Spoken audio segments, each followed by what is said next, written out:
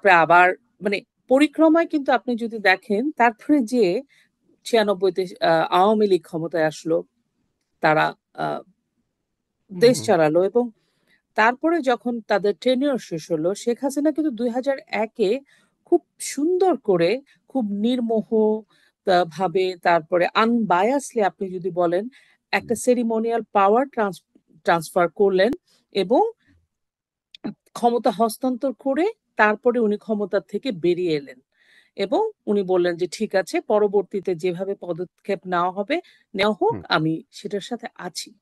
তার মানে কি উনি খুব গণতান্ত্রিক উপায়ে কাজগুলো করে গেলেন, রাজনৈতিক তার কার্যক্রম। তাহলে এই যে চক্রান্তগুলো, এটা কিভাবে হলো আপনি একটু বিশ্লেষণ করে আমাদের দর্শকদের জানান। আমার মনে হয় এটা আমরা ভুলতে বসেছি। দেখেন, 90-এর গণ আন্দোলনের ফলে এরশাদ সরকারের পতনের পরে পতন বাংলাদেশে হলো। আমি যদি বলি যে অধুনা সময়ে হুম, বাংলাদেশে মুক্তিযুদ্ধের পরের যেই ধারাটা ছিল সেটা তো বঙ্গবন্ধু হত্যা, তারপরে বিভিন্ন ঘটনাক্রমে, এগুলা নিয়ে নতুন করে বলবার কিছু নেই, সবাই জানেন। হুম, কিন্তু আমি যদি বলি অধুনা গণতান্ত্রিক পরিবেশ বাংলাদেশে যদি শুরু হয়, সেটা হচ্ছে 91-এর আপনার ইলেকশনের মধ্য দিয়ে পরবর্তী সময়ে যেভাবে এসেছে। এটা কিন্তু প্রথমবারের মতো একটা হোঁচট খায় হচ্ছে 1900 আপনার 96 সালে, 95 সালে, যখন তত্ত্বাবধায়ক সরকারের চলো। ব্যাপারে প্রসঙ্গ আসে। এই এই ব্যাপারটা যখন বিএনপি ব্রিজ করতে চায়, আপনি জানেন যে 96 ফেব্রুয়ারি ইলেকশন, পরবর্তী সময়ে পদত্যাগ সরকারের, ক্ষমতা হুম, হস্তান্তরণ, এভরিথিং। এরপরে সমস্ত চড়াই উতরাই শেষে তারপরও ধারাবাহিকতা বজায় ছিল। আজকে রাজনৈতিক যে দ্বন্দ্ব, সেটাকে ধরেন আমি যদি আজকের তুলনাতে তখনকার রাজনৈতিক দ্বন্দ্বকে তো আমার এখন শিশু বলে মনে হয় আসলে। বলে না যে যায় দিন ভালো আসে দিন খারাপ, আর কি ব্যাপারটা ওইরকম। তো 2001 সালে আমরা এখনো তো মনে করতে পারি, মনে হয় যে এই তো সেদিনের ঘটনা, যে প্রধানমন্ত্রী শেষ দিন তার অফিস করলেন। এখনো আমার মনে আছে উনি লাস্ট অফিস করলেন, সমস্ত কর্মচারীরা তাকে বিদায় দিলেন, তিনি গাড়িতে উঠলেন, সরকারি গাড়িতে লাস্টবারের মতো উঠলেন।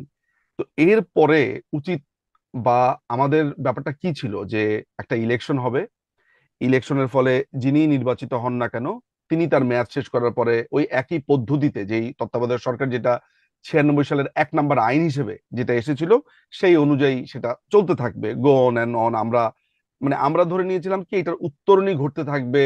উত্তরণটা কিভাবে ঘটতে থাকবে, যে ইলেকশন প্রসেস নিয়ে যতগুলো প্রশ্ন ছিল, পরবর্তী সময় সেই প্রসেসগুলোর যেই দুর্বলতা ছিল সেগুলো পরবর্তী সরকার ঠিক করবে, এভাবে আরো উন্নতির দিকে আমরা যাব, এই ছিল আমাদের আসার জায়গাটা। কিন্তু 2001 সালে যখন বিএনপি জামাত যে 4 দলীয় সরকার বা জোট যারা ক্ষমতায় এলো, সেখানে এলো। খুবই সিগনিফিকেন্ট দুটো ঘটনা ঘটলো। একটি ঘটনা হচ্ছে যে মাননীয় প্রধানমন্ত্রীর একটি সমাবেশ, আপনারা জানেন যে হুম, নয়াপল্টনে, সেখানে বোমা হামলা, গ্রেনেড হামলা করে 21শে অগস্ট। তাকে, 21শে অগাস্টে গ্রেনেড হামলা করে, 2004 সালের 21শে অগাস্টে শুধু তাকে নয়, তার যত কর্মীরা আছে সবাইকে সেখানে হত্যা করবার জন্য একটা মহড়া হয়ে গেল, ডেডলি অ্যাটাক হলো। আপনি চলমান রাজনৈতিক ধারাকে আপনি প্রথমবারের মতো চূর্ণ বিচূর্ণ করে দিতে চাইলেন।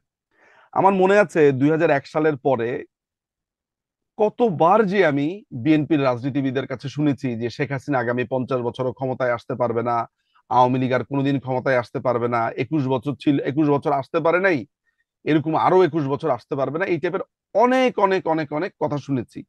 আমার এও মনে আছে তখন একটা আর্টিকেলের কথা আমি বলতে পারি, বিএনপির কেউ একজন লিখেছে, আহ, সেটা কি তারেক রহমান হতে পারে, আমি খুব বেশি ভুল না হলে, যে আওয়ামী লীগ যে কারণে আগামী 50 বছর ক্ষমতায় আসবে না, বা তো কোনো একটা ভাষণে বলেছে, সেটা রিপোর্ট আকারে এসেছে। অর্থাৎ আওয়ামী লীগ যাতে একটা দীর্ঘ সময় ক্ষমতায় না আসতে পারে, এইটা বলা বা বলতে থাকা অবস্থার মধ্যে যখন গ্রেনেড হামলাটা হয়, তখন নিশ্চয়ই নিশ্চয়ই আমাদের মোটিভ এবং উদ্দেশ্য বিধেয় এগুলো বুঝতে আমাদের কারোই সমস্যা হওয়ার কথা না।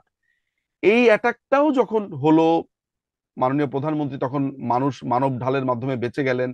এরপর সেকেন্ড ডেডলি অ্যাটাকটা আমাদের গণতন্ত্রের উপরে হলো। কি হলো?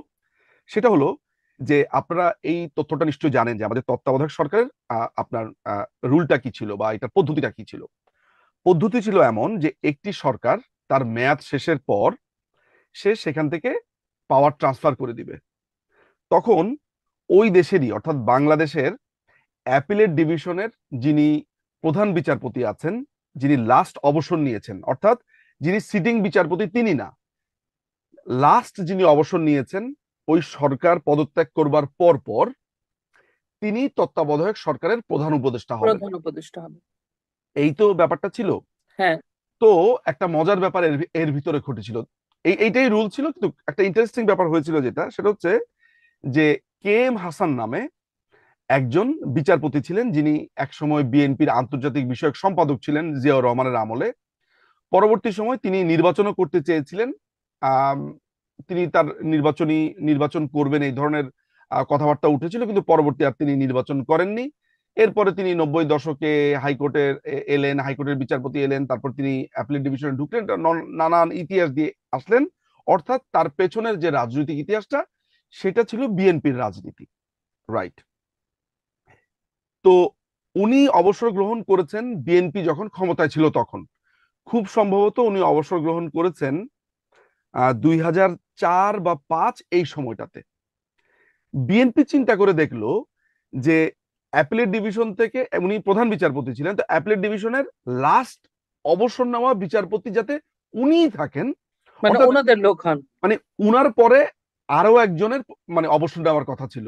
সেটাকে সেটা হচ্ছে বিচারপতি আম, হচ্ছেন আব- আম, আমি আমি আমি নামটা মনে করতে পারছি না, বাট হয়তোবা মনে আসবে। শুধু এতটুকু মাথায় রাখেন যে উনার পরে আরেকজন প্রধান বিচারপতি যিনি ছিলেন, তার অবসর নেওয়ার কথা ছিল।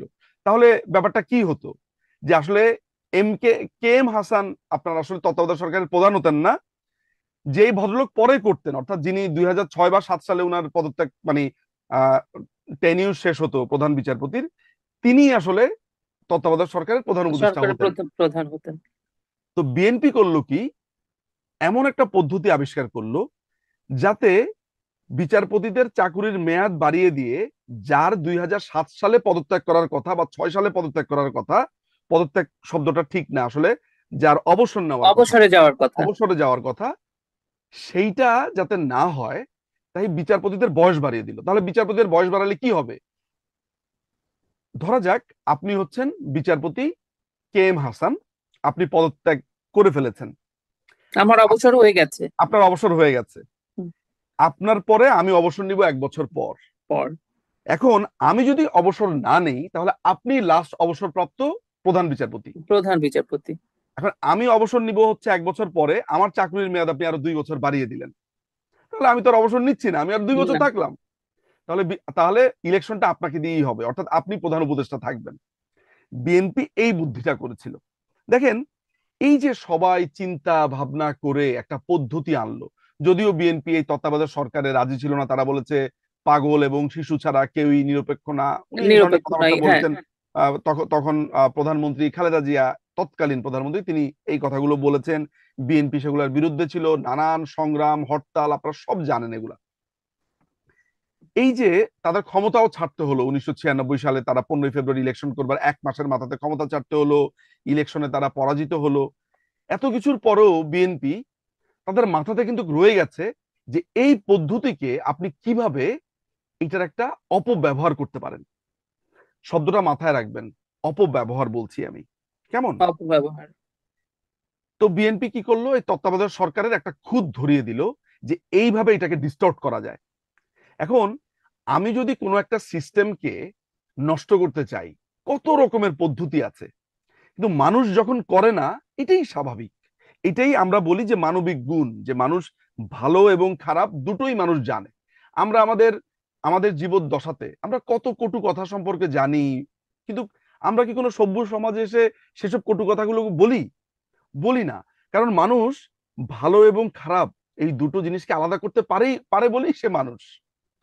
তো এটা মানবিক গুণাবলী। একইভাবে আমরা জানি যে তত্ত্বাবধায়ক সরকারকে কিভাবে আপনার ডিস্টর্ট করা যায়, আমার পক্ষেই রাখা যায়, কিভাবে আমি আমার দলীয় বিচারপতিদেরকে নিয়োগ দিয়ে সেখানে আমি করতে পারি, এটা তো করা যায়। এটা যদি করা যায়, তাহলে তো আওয়ামী লীগ যখন 2001 সালে আপনার ক্ষমতা থেকে চলে গেল, তারাও তো একই কাজই করতে পারতো। নাকি তাদের বুদ্ধি একটু কম ছিল, তাদের দলের কোনো লয়ার ছিল না, বুদ্ধিমান মানুষ ছিলেন না? ছিল। কিন্তু ব্যাপারটা হচ্ছে ইন্টেনশন, আপনার ইন্টেনশন ছিল না। কিন্তু বিএনপি সেই ইন্টেনশন ছিল। ফলে যেটা হলো, বিচারপতি কে এম হাসান হবে প্রধান উপদেষ্টা, এটা নিয়ে বাংলাদেশ আওয়ামী লীগ আপনার প্রতিবাদ করলো, অন্যান্য দলরা প্রতিবাদ করলো। ফলে রাজনৈতিক একটা অস্থিরতা তৈরি হওয়ার একটা অবস্থাতে আপনার 1/11 এলো, সামরিক শাসন এলো, সেই ইয়াজউদ্দিনই দুটো পদ সে বাগিয়ে নিল, প্রধান উপদেষ্টাও হলো, রাষ্ট্রপতিও হলো, পরে তাকে সরিয়ে আপনার ফখরুদ্দিন মঈনুদ্দিন তারা এলো, সেখানে আর্মি তারা ব্যাক দিয়েছে। এরপরে আপনারা জানেন যে 2008 সালের ডিসেম্বরের ইলেকশন, 2009 সালে আওয়ামী লীগ ক্ষমতায় আসা। তারপরে এই যে একটা গণতান্ত্রিক প্রক্রিয়াকে যেটা আপনি শুরু করেছেন, যে একটা সেরেমোনিয়াল পাওয়ার ট্রান্সফার হয়েছে, এত সুষ্ঠুভাবে একটা আহ, একটা সিস্টেম চলছিল, সেই সিস্টেমকে আপনি ডিস্টর্ট করে দিলেন। একটা রাজনৈতিক দল বিএনপি এটাকে শেষ করে দিল। শেষ করে দেওয়ার পরে তারা আওয়ামী লীগের 15টা বছর চিল্লিয়ে গেছে, তারা কান্নাকাটি করেছে, তত্ত্বাবধায়ক সরকার চাই। মানুষের তো লজ্জার বা লাজ লজ্জার একটা লিমিট তো থাকা দরকার, যে আমরা এই সিস্টেমটাকে নষ্ট করেছি, আমরা এই সিস্টেমটাকে শেষ করে দিয়েছি, এখন আমরা আবার এই সিস্টেমটা চাচ্ছি। নিঝুম দা, অনেক ধন্যবাদ। আমার